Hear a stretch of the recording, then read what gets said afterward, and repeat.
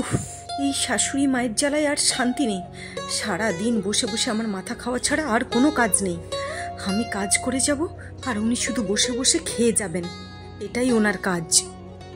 বৌমা, ও বৌমা, বড় তৃষ্ণা পেয়েছে, এক গ্লাস জল দাও। উফ, শুরু হয়ে গেল ওই হুকুম, আর সহ্য হচ্ছে না। ওরে বৌমা, তোমায় যে ডাকছি শুনতে পাচ্ছ না? একটু বসুন, আসছি। আমি মানুষ, কোনো ভগবান নয়। আমার 10টা হাত নেই, একটা কাজ করছি।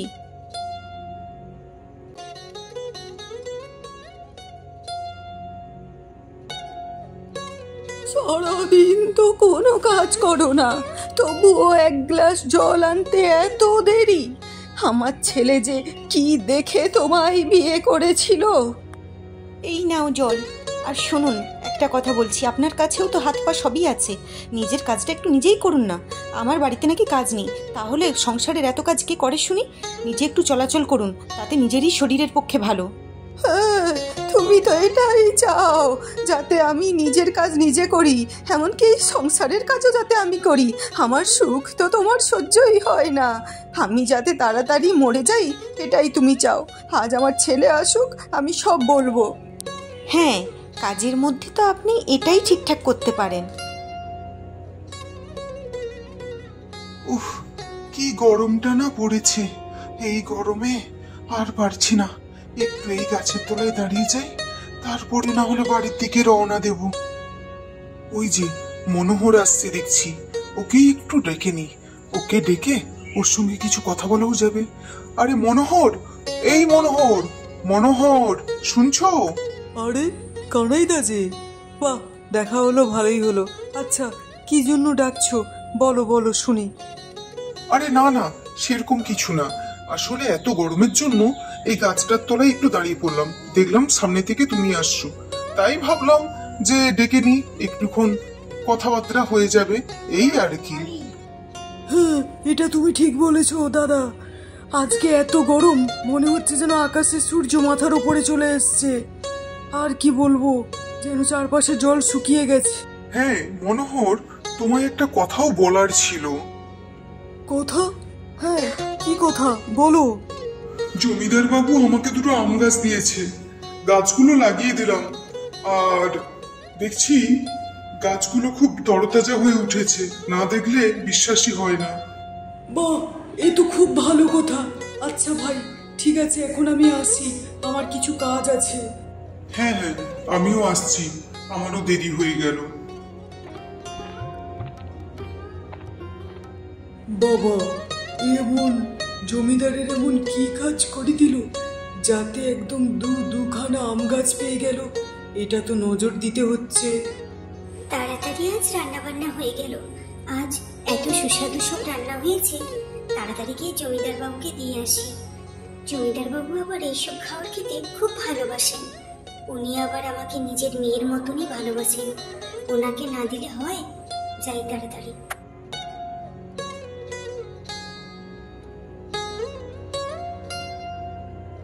জমিদার বাবু বাড়িতে আছেন? হ্যাঁ হ্যাঁ, ভেতরে এসো। তা বৌমা, এত দুপুরে তুমি এখানে? না না, অন্য কোনো কাজে নয়। আজ ঘরে অনেক ভালো মন্দ রান্না হয়েছে, তাই ভাবলাম আপনার জন্য নিয়ে আসি। আরে পাগলি মেয়ে, তুমি তো কম বেশি আমাকে খাবার খাইয়ে যাও। এত রোদে পুড়ে কি দরকার আমার জন্য খাবার আনার? একটু মুখে দিয়ে বলুন তো কেমন হয়েছে। সত্যি সত্যি তুই খুব ভালো মেয়ে। সুধীর দা, আরে ও সুধীর দা, বাড়িতে আছো নাকি? আচ্ছা মনোহর, এসো এসো এসো, ভেতরে এসো, ভেতরে এসো। আরে না না, ভেতরে যাব না, আপনার সঙ্গে একটা কথা আছে তাই এলাম। ও, কি কথা? কি কথা আছে যা বলার জন্য এত রোদের বেলা এখানে? দেখে তোমাকে অনেক রাগ রাগ মনে হচ্ছে, কি হয়েছে বলো বলো। প্রথমে আগে বলুন যে আমার কথা শোনার জন্য আপনার হাতে সময় আছে তো? হ্যাঁ হ্যাঁ শুনছি, বলো বলো। আরে আমি এখন কাজে যাব না, সেই বিকেলে যাব। বলো কি বলার আছে বলো। নিতাইদার সঙ্গে দেখা হতে শুনলাম জমিদার মশাই নাকি তোমাকে দিয়ে নিতাইদাকে দুটো আম চারা দিয়েছে। আসলে নিতাই খুব ভালো মনের মানুষ আর খুব ভালো কাজও করে, তাই জমিদার বাবু ওকে দুটো আম গাছ দিয়েছে। তো এতে ক্ষতির কি আছে? আরে আমি তো জমিদার বাবুর কাছে দীর্ঘদিন ধরে কাজ করছি, নিতাইয়ের কত আগে থেকে কাজ করছি। কই জমিদার মশাই তো কোনোদিনও আমাকে কিচ্ছু দেয়নি। আর দুদিনের নিতাই এসে সে এমন কি কাজ করে দিল যে তাকে খুশি হয়ে দুটো আম গাছ দিয়ে দিল। আমি বুঝতে পারছি তুমি কি বলতে চাইছো, কিন্তু আমি এখানে কি করতে পারি যেখানে জমিদার মশাই দিয়েছেন? তো কি বলি আর। জমিদার মশাই দিয়েছেন এটাই যখন আপনি বলে দিলেন, তো এরপরে তো আমার আর কোনো কথা থাকতে পারে না। তো ঠিক আছে, এখন আমি আসছি তাহলে। পূর্ণিমা, ও পূর্ণিমা, কোথায় গেলে? আরে কি শুনতে পাচ্ছ না? এদিকে একটু এসো। পূর্ণিমা, এত চেঁচাচ্ছ কেন? কি হয়েছে? আরে শোনো না, কিছুদিন আগে জমিদার বাবু যে দুটো আম গাছ দিয়েছিল, গাছ দুটো তুমি না দেখলে বুঝতে পারবে না এত সুন্দর হয়েছে। কি বলবো তোমায়, সত্যি জমিদার বাবু খুব ভালো মনের মানুষ। এমন ভাবে বলছো যেন একটা সোনার গাছ পেয়ে গেছো। সামান্য একটা আম গাছ পেয়েছো, তাতেও যা করছো তুমি। আরে তুমি এটা বুঝতে পারছো না, আম বিক্রি করে আমরা কত টাকা উপার্জন করতে পারি, সেটা কেন ভাবছো না তুমি? যাই হোক, হাতে এখন আমার অনেক কাজ আছে, আমি এখন আসছি। বাবা, তুই যখন ঘরে থাকিস না, তোর বউ আমার উপর অনেক অত্যাচার করে, আমাকে মরার কথা বলে, আমাকে ঠিকঠাক খেতেও দেয় না। আমি আর এগুলো সহ্য করতে পারছি না। ওহো, আবার শুরু হয়ে গেছে। আর ভালো লাগছে না, সারাদিন কাজকর্ম করে আসার পরে তোমাদের এই দুজনের কীর্তন আর আমার ভালো লাগছে না। তোমরা ঝগড়া করতে থাকো, আমি এখান থেকে আসছি, কেমন? আমি যাচ্ছি এখান থেকে। ও ও বউ, কোথায় গেলে? এদিকে আগে এসো, আগে শুনে যাও। আজ তোমাকে আমার কথার প্রশ্নের উত্তর দিয়ে যেতেই হবে। কি ভেবেছো তুমি? তুমি আমার পিঠ পিছিয়ে এইসব করবে আমি বুঝতে পারবো না? তুমি প্রত্যেক দিন জমিদার বাড়িতে খাবার নিয়ে যাও, তার অনুমতি নিয়ে যাও। তোমার সাহস কি করে হয়? কি সম্পর্ক তোমার ওই জমিদার বাবুর সঙ্গে? আমাকে সব বলতে হবে। তোমার লজ্জা করছে না? তুমি এসব কি বলছো? ওই বয়স্ক মানুষটার সম্পর্কে এইসব কথা বলছো? ওনার কথা ছাড়ো, যে মানুষটার সঙ্গে তুমি এত বছর সংসার করলে, আজ তুমি সেই মানুষটার চরিত্র নিয়ে কথা বলছো। তোমার একটু লজ্জা করছে না? সত্যি তোমার এত সাহস? তুমি এখনো আমার চোখের দিকে তাকিয়ে কথা বলছো? বাজে কথা বাদ দিয়ে কি হয়েছে সেটা বলো। আরে বাবা, এতদিন শুনেছিলাম চোরের মায়ের বড় গলা, আজ সেই চোরের বড় গলাটাও শুনে নিলাম। বেকার বেকার আমার মাথা গরম করবে না। কোনো দিনও যদি দেখেছি তুমি ওই বুড়োকে আবার খাবার দিয়েছো, আমার থেকে খারাপ কেউ হবে না। ওই বুড়ো তোমার হাতের খাবার খাবে, আর সেদিকে নিতাইদাকে আমের গাছ দেবে। কোনো দিনও যেন না আর খাবার যায়।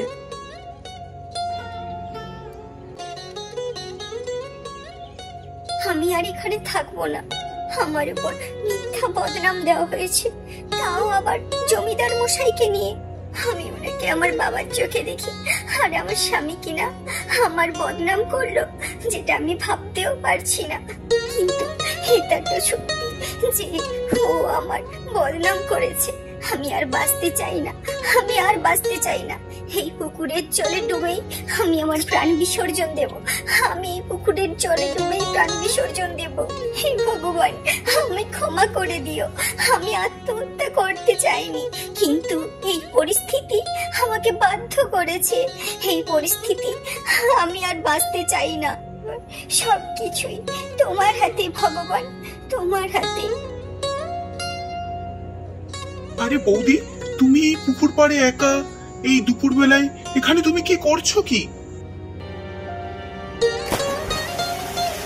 হায় ভগবান, হায় ভগবান, এটা কি হয়ে গেল? হায় ভগবান, এটা কি হয়ে গেল? কে কি করলে ভগবান তুমি? আমার চোখের সামনেই একটা জলজ্যান্ত মেয়ে এই পুকুরে ঝাঁপ দিল। এখন আমি কি করব? কি করে বাঁচাবো? কি করব আমি? কি হলো? আমার কি সর্বনাশ হলো? এটা কি করলে বউ তুমি? এটা কি করলে? আমাকে একা করে তুমি চলে যেতে পারো না বউ, তুমি চলে যেতে পারো না। সামান্য একটা ছোট কথা কাটাকাটি নিয়ে তুমি আমায় একা করে দিয়ে চলে যেতে পারো না। তুমি ফিরে এসো বউ, তুমি ফিরে এসো। এত বছর তোমায় নিয়ে থেকেছি, তুমি ফিরে এসো বউ, ফিরে এসো। ও মনোহর, আর কাঁদিস না। যেটা হবার সেটা তো হয়েছেই। ভগবান যেটা রাখেন সেটা তো হবেই। কিভাবে শান্ত হব?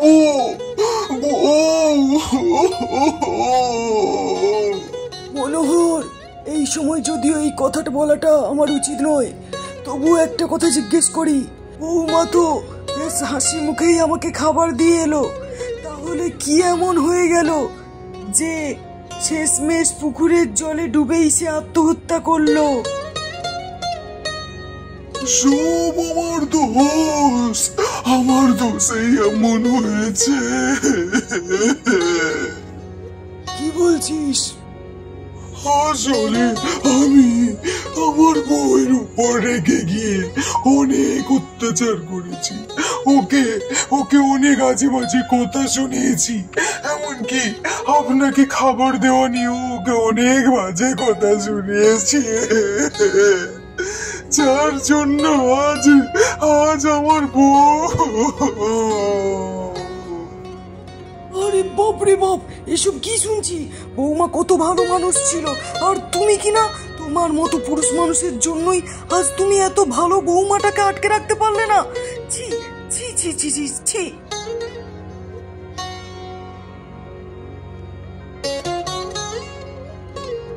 শুনছো? তুমি আমায় ক্ষমা করে দাও, ক্ষমা করে দাও আমায়। কি হয়েছে তোমার? কি হয়েছে? কালকে মিতা তার বরের সামান্য কথায় রাগ করে কি কারবারটাই না করলো। আমি তো তোমায় রেগে গিয়ে কত আজে বাজে কথা বলি, তাই তুমি যদি কখনো এমন করো আমি তো বাঁচতেই পারবো না। তুমি বিশ্বাস করো, আমি তোমায় যা বলি মন থেকে বলি না, আমি তো রেগে গিয়ে বলি। তাই তুমি আমায় ক্ষমা করে দাও, ক্ষমা করে দাও। আরে তুমি এত চিন্তা করো না, আমি এমন কিছু করব না। আমি তো জানি যে তুমি রেগে গিয়ে এরকম কিছু বলো। আর কত নাটক দেখবো এই বয়সে? এই বউয়ের নাটকের তোর সীমা নেই। এই বউ দেখছি আমার ছেলেকে আঁচলের তলায় বেঁধে রেখেছে। হায় ভগবান, হায় ভগবান, এসব কি হয়ে গেল?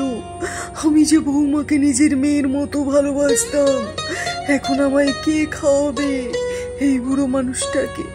বৌমা, এত মন খারাপ করবেন না জমিদার মশাই, আপনি এত মন খারাপ করবেন না। যেটা হবার সেটা তো হবেই, আপনি শক্ত করুন নিজেকে। এই মৃত্যুটা যদি সাধারণ হতো তাহলে হয়তো সামলে নিতাম, কিন্তু এটা আত্মহত্যা। চাইলে আমরা রক্ষা করতে পারতাম, কিন্তু ওই মনোহরের জন্যই সবকিছু হয়েছে। শুধু এইটাই নয়, মনোহর আমারও কাছে এসেছিল ওই চারা দুটো আম গাছের কথা বলার জন্য। আমার মনে হচ্ছে এটাই ছিল ওর হিংসার কারণ। হয়তো ও ওই রাগটাই বৌমার ওপরে গিয়ে তুলেছিল, এটাই হয়তো হবে। হ্যাঁ, এটাই হয়েছে, তুই একদম ঠিক বলেছিস। তারপরে ওকে এখন আর আমি কিছুই বলবো না, কারণ ওর বউকে হারিয়েছে আর ওর নিজের ভুলটাও বুঝতে পেরেছে, তাই ছেড়ে দিলাম। তবে এরপরে কোনোদিনও যদি ও এরকম কিছু করে তখন ছাড়বো না। বাবা মনোহর, বাড়িতে আছিস? একটু বাইরে আয়, কথা আছে। আরে কাকিমা, বলো কি বলবে? কেমন আছিস বাবা? শুনলাম তোর বউ নাকি মরে গেছে। হ্যাঁ কাকিমা, ঠিক আছে ঘরের ভেতরে আসো, বাইরে দাঁড়াবে কেন? না না, আসলে আমি এসেছি আমার ছেলের জন্য কিছু কথা বলতে। যখন ছোট ছিল আমার সব কথাই শুনতো, এখনো অন্যের জালে ফেসে গেছে। আমি কি করব এসব শুনে? না না, আমি তো তোমার বউয়ের মৃত্যুর কারণ বলতে এসেছি। মৃত্যুর কারণ? তোমার বউকে সর্বপ্রথম আমার ছেলেই দেখেছিল।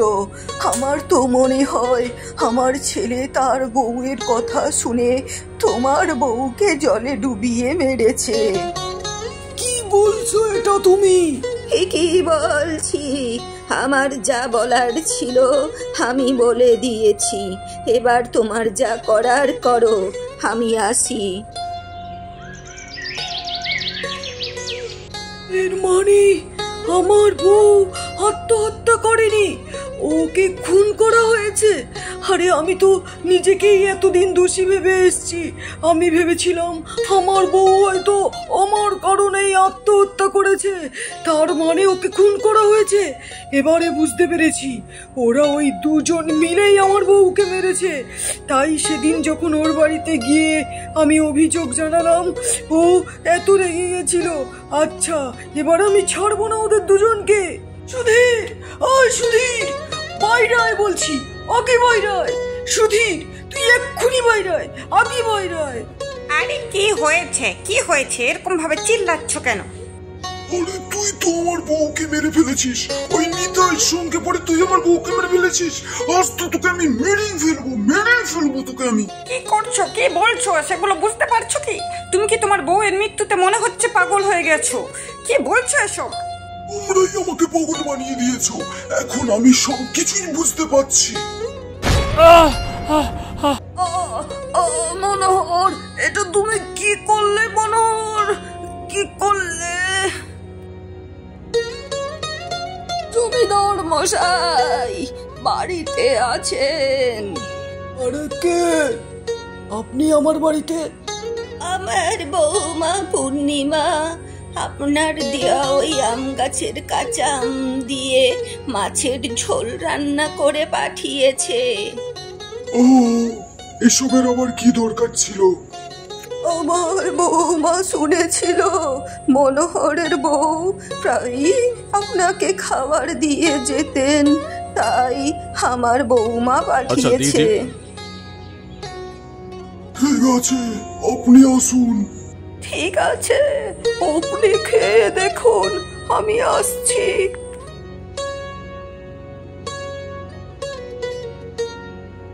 জমিদার মশাই, মনোহরের পাগলামি আমি আপনাকে কি করে বলবো।